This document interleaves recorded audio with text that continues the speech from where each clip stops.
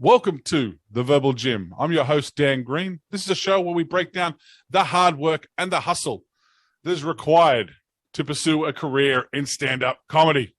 My guest today is a comedian, writer, and the producer of a super successful comedy show right here in LA called The Super Dope Show. Max Kestenbaum, welcome to The Verbal Gym. Thank you very much for having me. It's a pleasure. Fuck yeah, dude. Mate, good to see you, buddy. Good to see you. Dude. So, how does young Max catch the comedy bug, mate? What inspired you to start in comedy? All right. So, I was in college in New York, and I'm born and raised in LA, and I was in college in New York, and one day this girl in one of my classes came up to me. She was like, "Max, I think you're really funny, and I think you should do stand-up." And I said, "Okay, that's cool." Then I had always wanted to do stand-up. I just never even really kind of knew how. As dumb as it might sound, like you might think, "Oh, I go to open mic," but I wasn't even thinking like that. But she was like, "You should do stand-up comedy." I was like, "All right, cool. I'll do stand-up comedy." She was like, "Do you want to do my show?" And I was like, "Oh, okay, sure." And I wrote a bit on how the people in New York are angry because of the walk to the train as well as the subway. And the first time I got on stage, I fucking crushed. I fucking steamrolled. No, I didn't bomb. I blew the lid off that motherfucker. And I remember my cousin was there, and everyone's like, "What the fuck? How long you been doing comedy?" This is my first fucking time. Like, what's happening? So then I started running around New York, still not even really knowing what I was doing. I just called every comedy club. And I was like, "Hey, what's up? My name is Max Kestenbaum. I'm a comedian. Can I get a spot?" And they were like, "Professionals only." And I was like, "I'm a professional." And they were like, "No, you're not." Click. And I was like, "Yeah." And there's this one comedy club called the Gotham Comedy Club. And they were like, "Hey, do you, I called them. I was like, 'What's up? I love talking about getting booked." They were like, "Do you know what a bringer show is?" And I was like, "I have no clue what a bringer show is." And they were like, "Well, you have to bring 5 people to get 5 minutes of stage time. Can you bring 5 people?" I was like, "Yeah, I'll bring 5 fucking people right now." So started doing bringer shows at the Gotham Comedy Club. And then eventually I just started getting booked. And, I was doing my thing. And then I moved back to LA and took a very long break. I moved back to LA. I got booked at one comedy show, and I hadn't done comedy for like 4 months at the time when I moved back to LA. I got booked on a show, and I never showed up. And I was, this is bad. I just didn't show up on some like weirdo shit. And then my girlfriend, 4 years ago, she got back into stand-up comedy. She now is doing something completely different, but she started doing comedy. And I went to her show, and I remember watching her, and this was after like 6 or 7 years of not doing comedy, 7 years. And I was watching her, and she was on stage having a good time. And I was like, man, I used to be really good at this shit. I was fucking good at this shit. I was good. And I was like, I should probably go to an open mic or something, because she was going to open mics. So I went to open mic and I bombed. And I was like, what the fuck? This is not how this goes. This is bullshit. Who are these motherfuckers? And then that's how I got back into it. Then the reason I started the Super Dope Show was I was sort of holding on to her coattails at the time, because she knows everybody. So right. I was like, cool. Like if I, go into a place with Stacia, people will book me because they know Stacia. No, it wasn't that way at all, right? And I was thinking about everything the wrong way. I wasn't thinking about trying to be funny first. I was trying to like connection bounce, and right. which you can do later on when you're like vetted and you're funny. Like when motherfuckers know you're funny, and person A will connect you to person B. Person B trusts person A because person A is not gonna lie because it's their rep on the line. But whatever. Right. Otherwise, you're just that annoying guy who's going around shaking hands with everybody. Is not fucking funny. I see that guy. I see that guy a lot. Yep. It's fucking see through too. You see that shit. You fucking cock. You fucking little bitch. Fuck you. Like you see it. So I was running around trying to do that. I was trying to be that guy, and was not getting spots. And then it got to a point where I got like very like disgusted at asking people for spots personally. I was like, this is horrible. I was like, hey, can I be on your show? Can I be on your show? I hated that. And I was like, and my girlfriend was running her own show. I was like, fuck it, I'm gonna run my own show. And when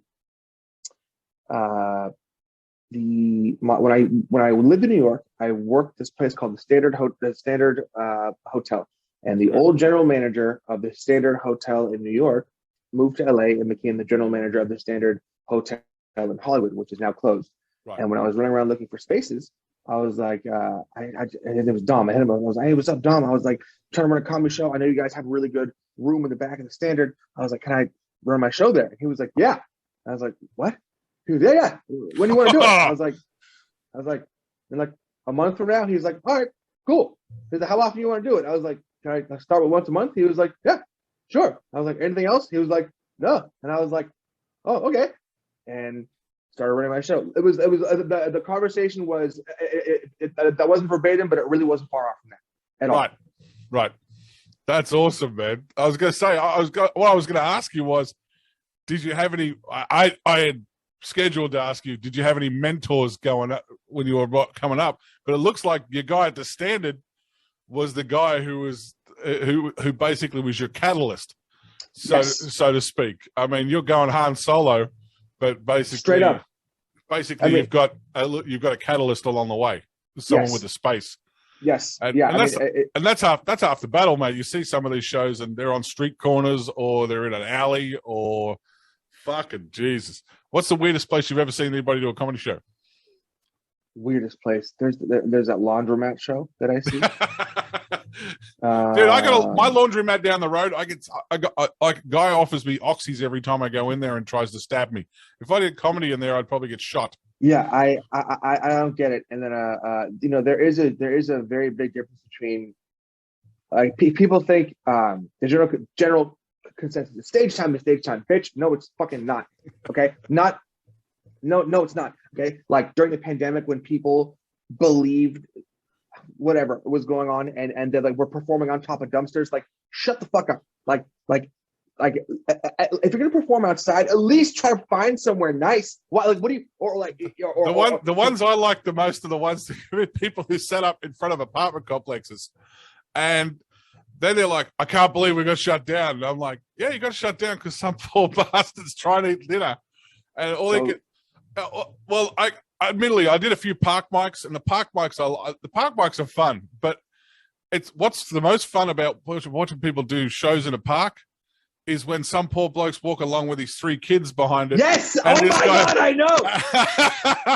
And this guy's sitting there, completely oblivious to the fact there's 2 6-year-olds 10 feet behind him. And he's talking about fucking this girl in the ass. That's exactly what's going on. Yeah, it's like watching a slow motion car crash, and you're just like, oh, this is better than the joke. Yes. Yeah.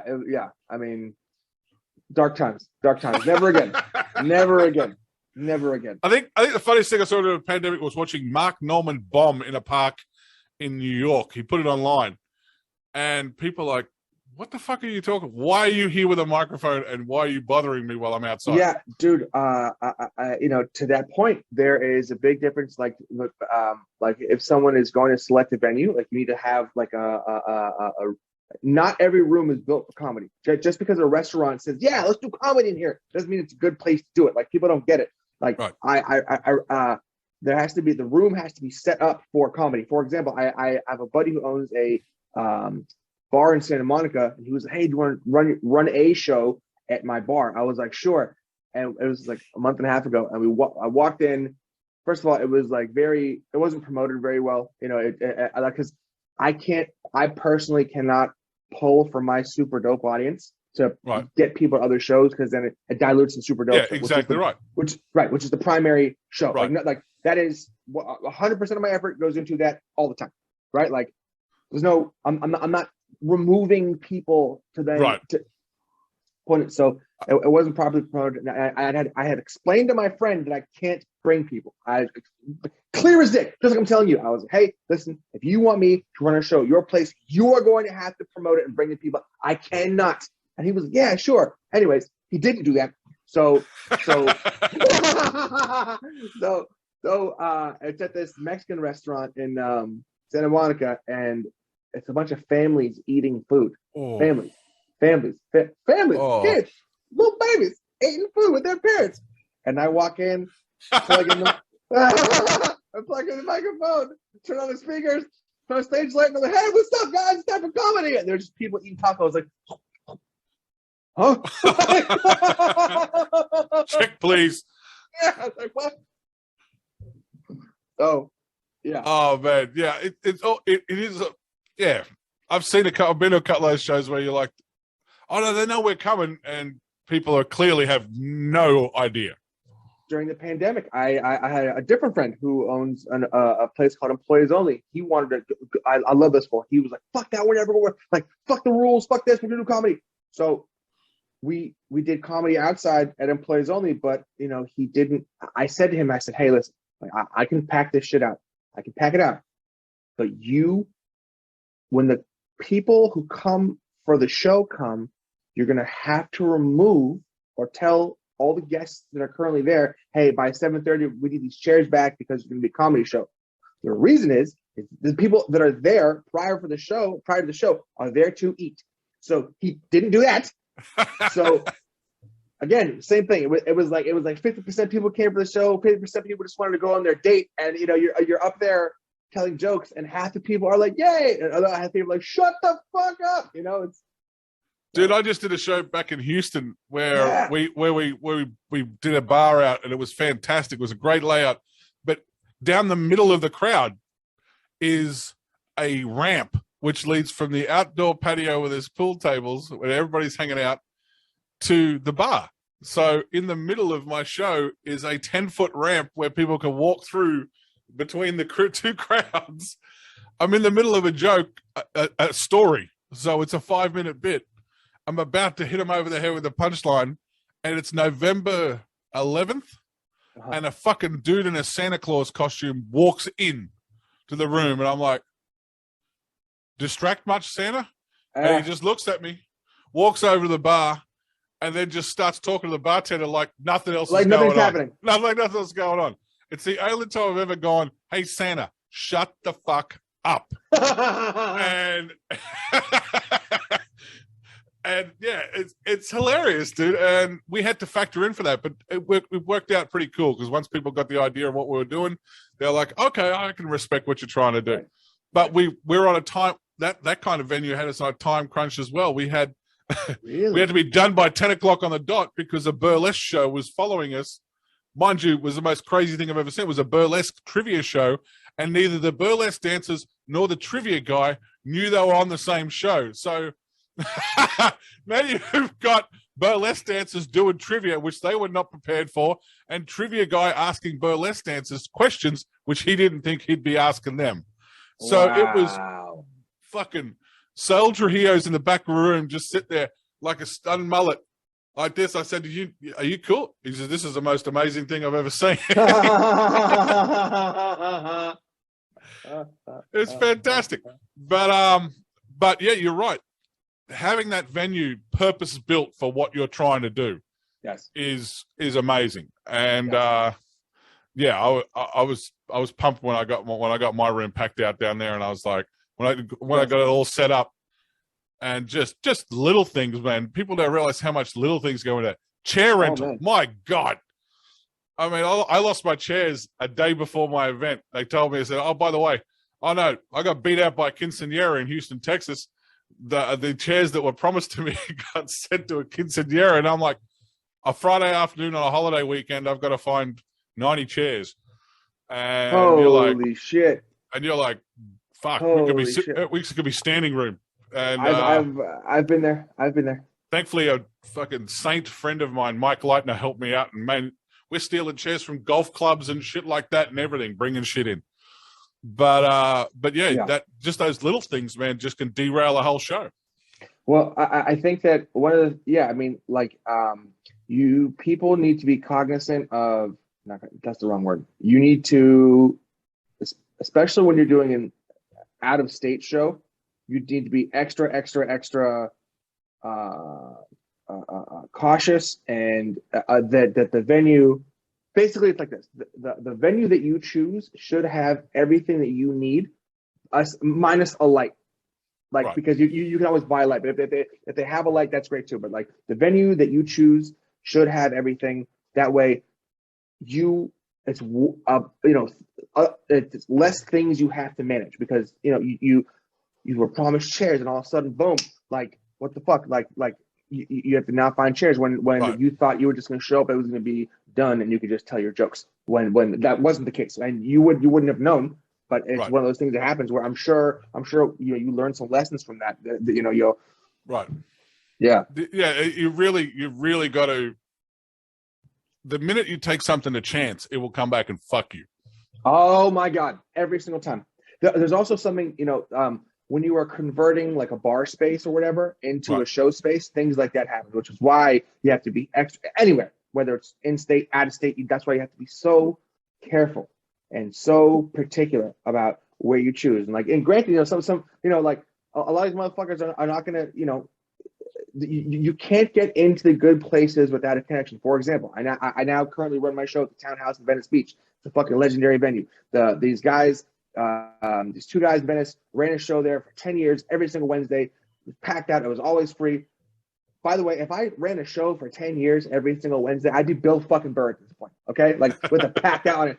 So obviously shit shut down during the pandemic. I've known the owner of the Townhouse for 10 or 11 years. And he gave me my first job when I first moved back to LA. And then their venue, the Townhouse, shut down, obviously during the pandemic. Then when everything was starting to open, my brother was like, yo, Louis wants to meet. I sat down with Louis, and he was like, yeah, we remodeled, la, la, la. Anyways, he was like, so the guys who run the Venice Underground show, he was like, they no longer have a lock on the space. They're just going to do it once a month. He was like, do you want to run your show here? And I was like, do I want to do what? Bitch, when? Let's go. So a lot of these more like unique spaces will come through a connection. Yeah. Or if you can get into somewhere first, like for example, if there's a new live music venue opening in your neighborhood. That has been the plus out of the pandemic, is obviously dumpster shows aren't fun, but there's been some really unique venues open up that nobody had ever thought that stand-up comedy would work on. Some rooftop shows, the beach shows. I think the stuff that Ahmed's doing. I don't know if it works. If it doesn't work, I don't know. From my perspective, I think it worked at the time, but now that things are back open, like I don't see any point in trying to run your show outside. Right. Like now you go back in. Like how many times do you want to deal with cars, helicopters, homeless people? It's like, no, bitch, go inside. Actually, it's funny you mentioned helicopters. I got lucky enough to get booked on Supernova the other week. That was a hoot. I saw that. Yeah, and we had the hover problem. If there's a crime in the neighborhood, LAPD will hover a helicopter above your show. And it was funny. Nick Swartzen's on stage doing a bit about pissing out of a helicopter just as a goddamn helicopter hovers over the show, and he's like, the fuck is going to piss on me right now. Brought the house down. But at least he was smart enough to incorporate it into his act, because I could see how distracting that something like that would be. Oh yeah, I did a show at the Haha 2 months ago, and I thought we were doing it in their inside venue. It was their outside venue. I don't know why. It just got switched at the last second, and a literal fucking explosion happened in the middle of my set. Like, well, I'm in the middle of my joke, and all of a sudden you just hear in the background, and everybody stopped and just looked around.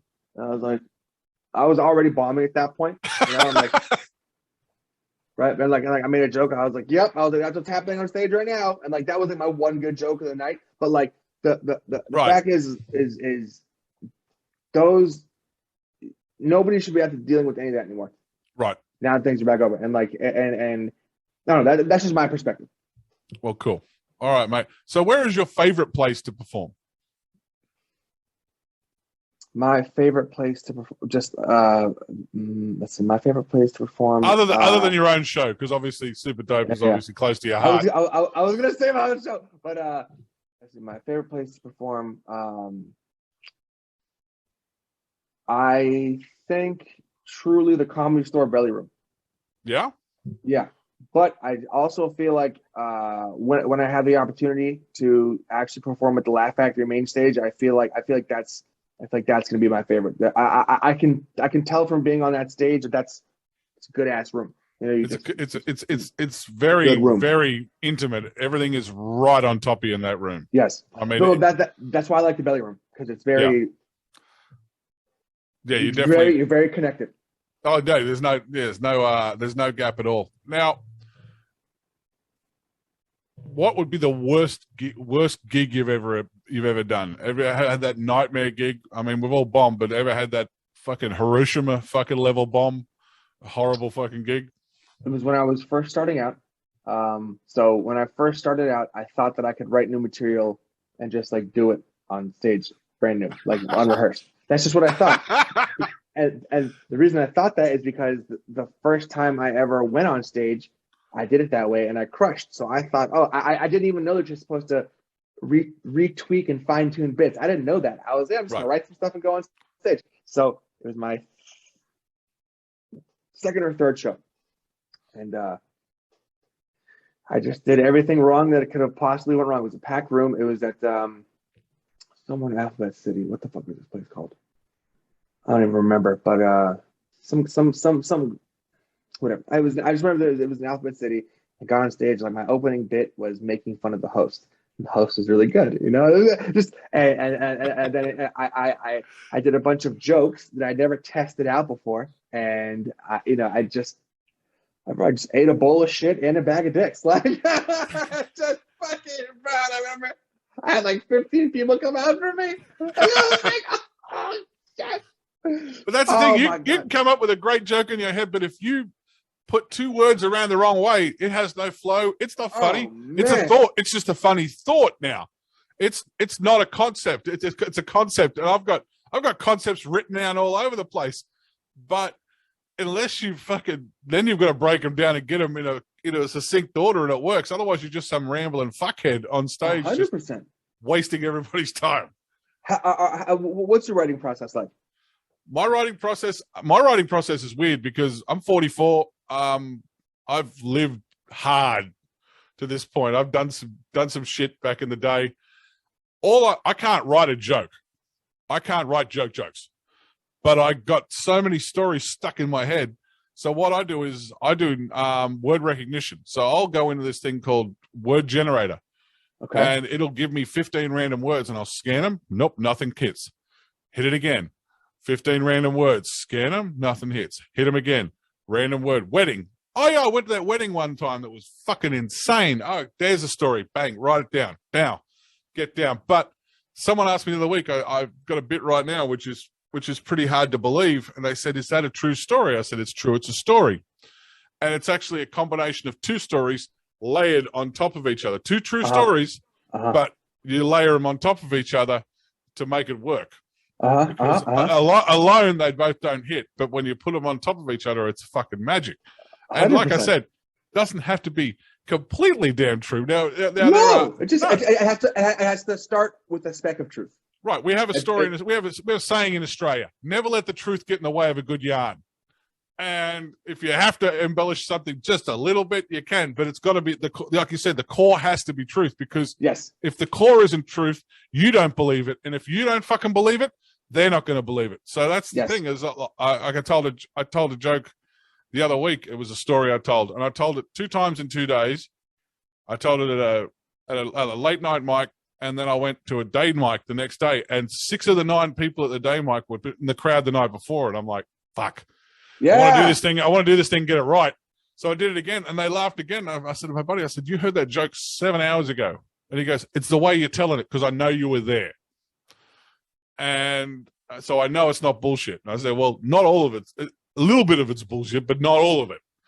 I am having that issue right now where I'm taking, or I'm trying, I need to rework the bit because it's about my dog, and it stems from the truth, but it's so over the top that it's like, I'm there. I killed a dog in one of my bits, and I did that supernova, man. Everybody was fucking quiet. You could hear a pin drop. It was so cool, man. Because, like I said, when you tell stories, you're going to have moments of dead air. It's not punch, punch, punch, punch, punch. And I'm on stage, and I looked up. I never performed in front of that many people before. and I could hear a fucking pin drop, and I'm like, this is not quiet. This is real quiet. And I looked up, and no one left. No one is talking. No one's looking at each other. They're just like mouths open, and I'm like, fuck yeah. Now I'm going to hit you over the head with a punchline. Problem is, I got to kill a dog first, and I kill a dog, and the whole crowd just goes, and I'm like, lighten the fuck up. I said, I'm not going to kill a dog at a comedy show. Now just hold your fucking horses before you cancel me. Bang. And I just hit him with a punchline. Now we revive the dog. And that's basically what happens in the story. The dog gets brought back to life, gets pissed off, and bites the guy who fucking revived him. And that's what happens. Now, yeah. But yeah, I mean, yeah, people get real butthurt when you kill animals in a joke. That's what I think that's the moral of the story. Don't kill an animal in a joke unless you bring that fucker back. Because unless you Lazarus the dog, they're gonna hang you for that shit. Because if I don't, you kill the dog, they're gonna kill you. Yeah, they're gonna kill. Oh yeah, that would have been the worst bomb of all time. If the punchline was and the dog died, no, that's not gonna fucking cut it. No. But so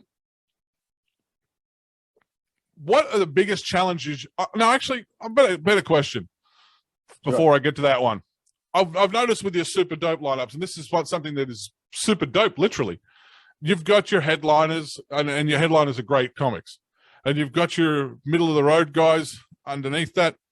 But what I've seen is you, of late anyway, partnering with open mic workout rooms and other places like that to give a guy who doesn't network so well, but is funny, that chance to, if they have a set of the day on that, something like that, to get a developmental spot on your shows. I think that's a great idea. How'd that come about? So I've been going to Fourth Walls which is an open mic for those of you who hold on a second. That would be a previous episode of this podcast. Joe Menente is the man who runs it. Check that out. It's a fucking awesome episode. Continue. All right, so I've known Joe Menente for years, and like I years and years and years, and from doing his open mics, and he lost that K-Town Fourth Wall space, and he opened up that. I love that space so much. That was so cool. That little room. Me too. And he opened up the bomb shelter in West Hollywood, right? Which I love. Because you get 10 minutes. You can work. You can fucking work. I need time. Right. 5 minutes. That. You got to structure. You can't structure a story in 5 minutes. Yes, you because you have to flesh everything out. So I don't write. I talk. I can't write for shit. I'll jot down an idea, but I talk out all my stuff and I record it, and listen back, and take whatever. So I noticed that his signups on that room were super low, and I was like, dude, what the fuck? I was like, this is crazy. So I hit him up and I said, hey man, I was like, I got an idea. It's what? I was like, look, why don't we try this? How about you? I'll give 5 minutes to whoever wins best set of the night at the Fourth Wall Bomb Shelter. That way you can increase signups for that day. And he was like, let's do it. So we did it, and everyone signed up real quick. And I was like, cool. So it does, it puts money in Joe's pocket. It works. I almost signed up that day, but I couldn't get the damn night off work, even if I'd done well. Yeah, it helps. It helps Joe, which I never want that fool to fucking lose a business ever again. And then also, like, one of the hardest. If somebody has a good 5 minutes at one of those open mics, as somebody who still goes to open mics, it's so hard in the beginning. It's so fucking hard. So if you have a good amount of time and you win set of the night, sure. I tried to 5 minutes. I tried to explain it to someone the other day. They was like, "Oh, comedians, it's such a supportive atmosphere." I said it is at a certain level. Yes. Okay, but below that level, it's almost like the people at this level defend it like it's fucking trench warfare. And below that level, it is cutthroat as shit. It's basically people going, "You should leave." And it's people getting angry that you're doing better than them. It's people comparing themselves to you. It's also, look. And then you've also got the structure of people who are comfortable down here at this level, and that's where they want to stay. Oh my God! But there's nothing wrong with that. That's a good thing too. They can have that. They can have that as well, and that's a good thing. But if you get stuck in that, like human quicksand, it can be a problem if you're trying to go higher and you get stuck down here with a group that's no, we're comfortable doing at this level every week. That's where I want to be. That's what I want. I'll do a show for my husband or my wife, and I'm a happy guy. Mm-hmm. Yeah. No. Yeah. No. No. People don't get it. It's it takes a while to make like A, actual friends in comedy, and B, good friends in comedy. Right. And it just takes a while. Like actions speak louder than words. You can see how someone behaves. You can see like, you know who's hanging out with you because they want to spot on your show, or want to get in the Laugh Factory and get put up on the mic potentially. Versus like. Trust me, there's no one doing that. I have no friends. That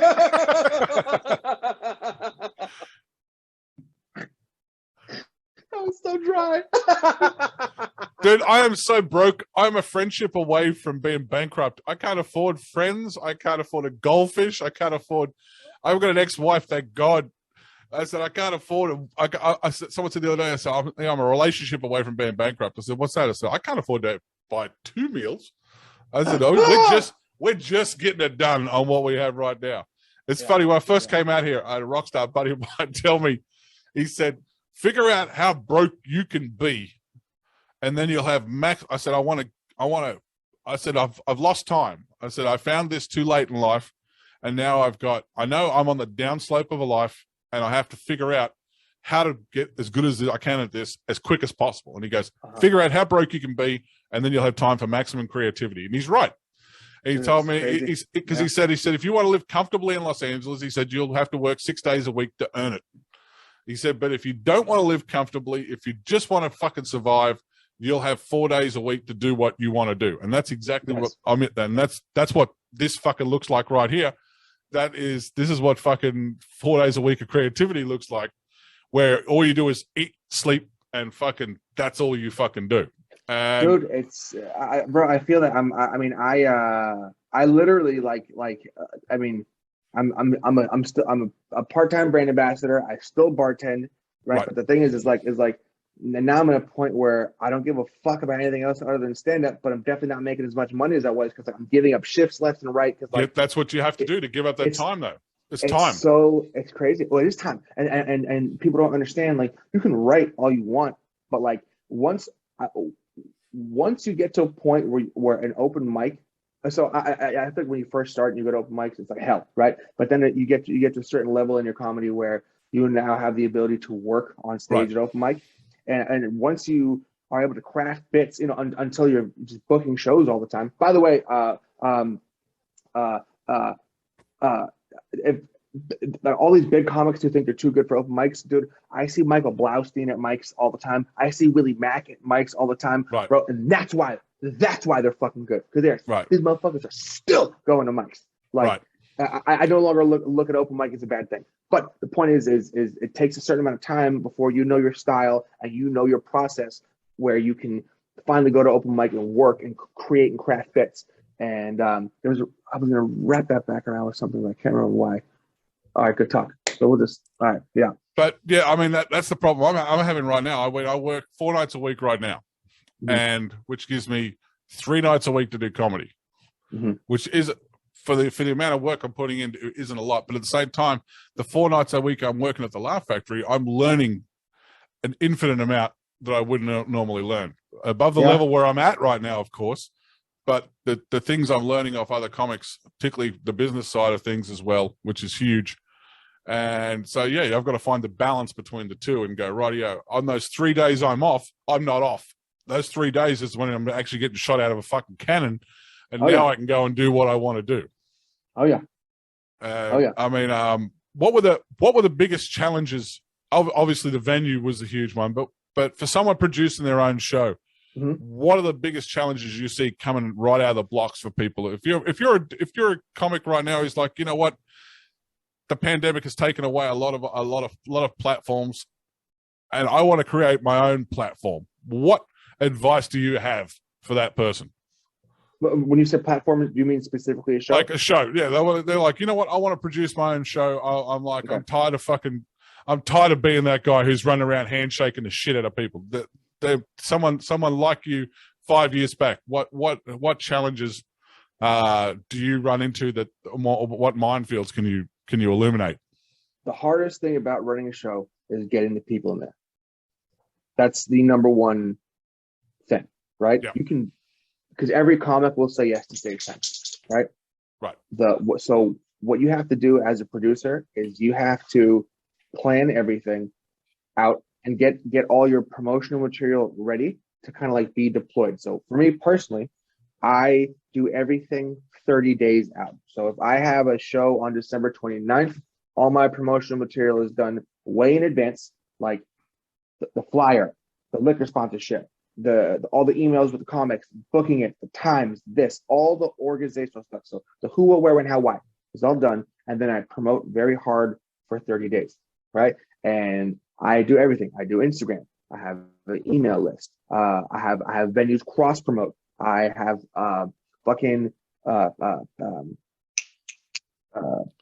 what are they called? Flyers with the QR code in the back. I do it all hard for 30 days because and the reason that I have found that format works is because people in Los Angeles are stupid.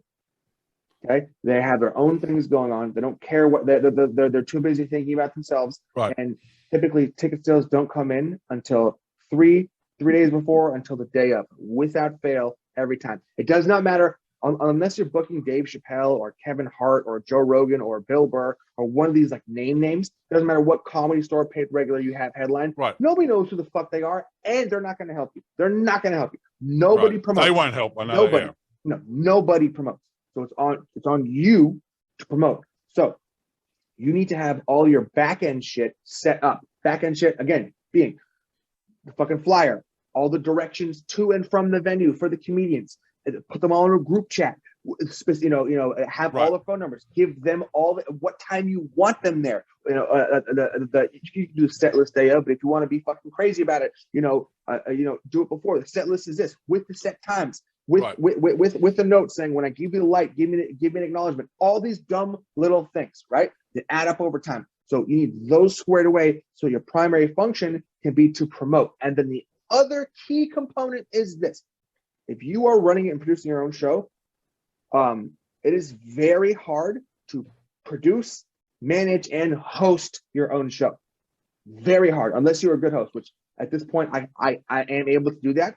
But you need to book a good host, and it can't just be one of your homies who's I can host. No, bitch, you gotta fucking. You need to find a comedian who has the capability of hosting, who can come in and do the crowd work. Which is hard to do when if you're doing it for the first time, because you're like, is this guy gonna? This is my baby. I don't want someone to fuck it up on me.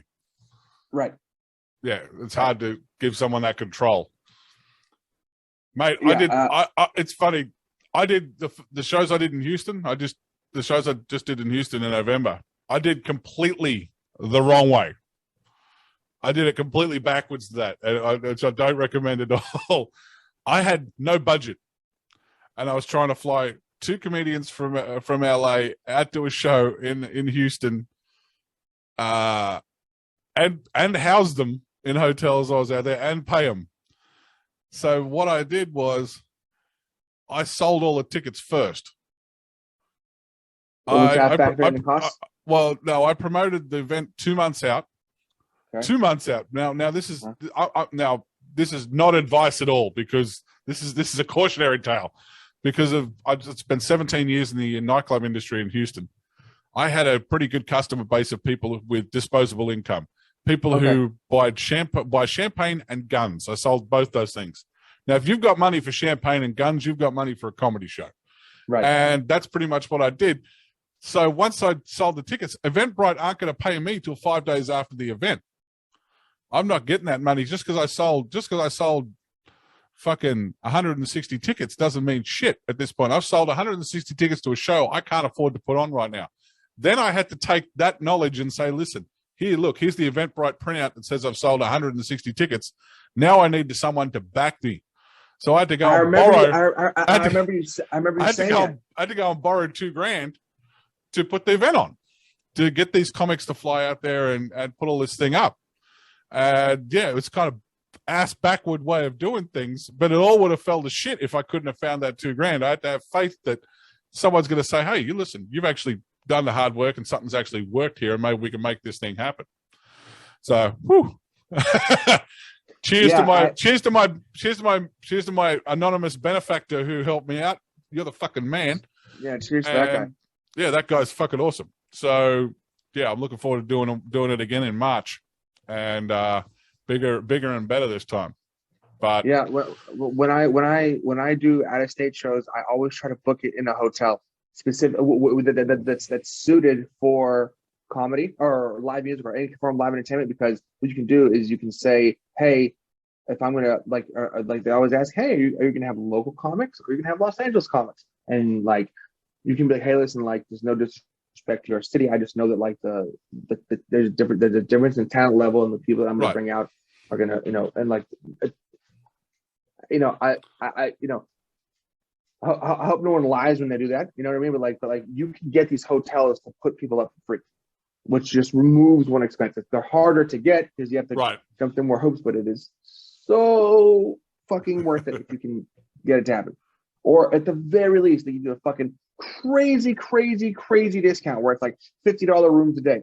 All right, cool. I can do that, Hotwire.com, folks. Hotwire.com for last minute hotels and the cheapest shit going around. Trust me on that one. Yeah, that was the cool part. Don't worry. I'm even looking at comics when I'm booking comics to go out of state. I'm looking at things like, okay, hang on a minute. Can this comedian fit on Spirit Airlines? Can you fit in a tiny chair? Yes, you'll do. You're tiny. You'll fit in a tiny chair. Oh, that's funny. Oh yeah, dude. I didn't realize that until I flew myself. You don't realize how fucking big you are until you fly. The best way to figure out how fat you are, buy an economy plane ticket. Then you'll figure out how fucking fat. Because when people look at you on a plane and you're a big guy like me, they are fucking judgmental as shit. They're like, do not sit next to me. It is like it's like the Forrest Gump bus scene all the way down the plane. They're like, nope, taken. And you're like, fuck. All right.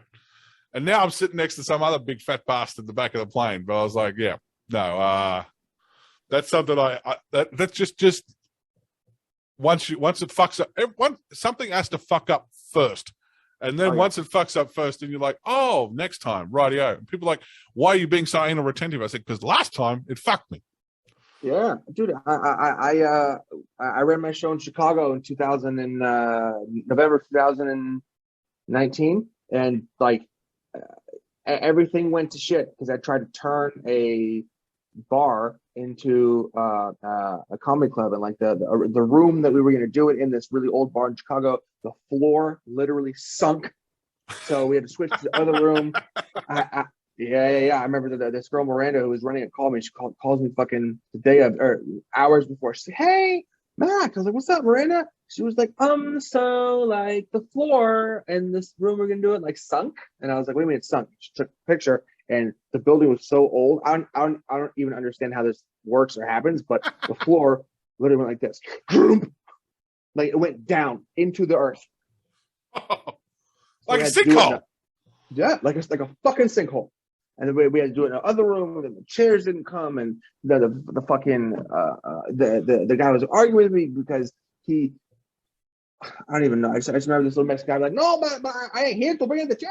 I was like, "Well, where are the chairs?" "Okay, but I put it over here, and this guy was mad at me." And I was like, "Dude, I don't know what you're saying. I just need the chairs in this room. So if you're the delivery guy with the fucking delivery truck, give me my fucking chairs."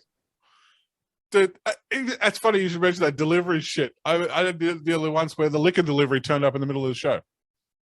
I mean, but that's Texas, and it's random. Random times. There's no we didn't know we were doing this when we booked the liquor delivery. Fuck. And you're like, okay, well, everybody grab a case of beer and stack this shit, and then we'll get going again. Yeah, it's wild. But so you do all your own ticketing yourself. Do you recommend do you recommend an online ticket sales, or do you do all your own tickets for your own website or something like that? I do it through Eventbrite. Same here. It's so easy. Yeah, I mean, just anything that it doesn't matter as long as you're collecting emails. It doesn't matter. Right. As long as you're collecting emails to add your database to blast out more things. Nobody, it doesn't matter. Yeah. If you had to give one piece of advice to yourself before you got on stage, before your first set. Now, okay, not before your first set because you crushed your first set, okay? Before your second set, what would that be? Now you can look back and look at Junior Max and go, yeah, what pointers could I give this guy? What advice would you give him in comedy? Do the same set again that you did before. Don't go on stage with a brand new set, thinking that it's just going to go well. Because,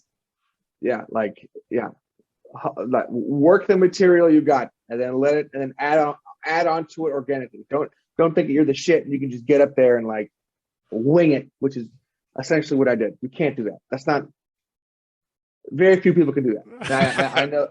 I'm definitely not one of them. At least not at this point. Max, where's the best place people can find your comedy, mate?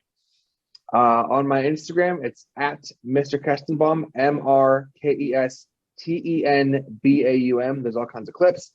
And that's really it. And where can people find information on the Super Dope Show? Same place?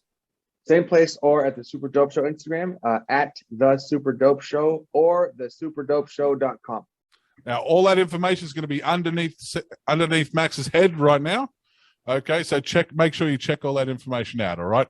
I tell you, if you live in LA, you can't miss going to a Super Dope Show. It's one of the best shows in town.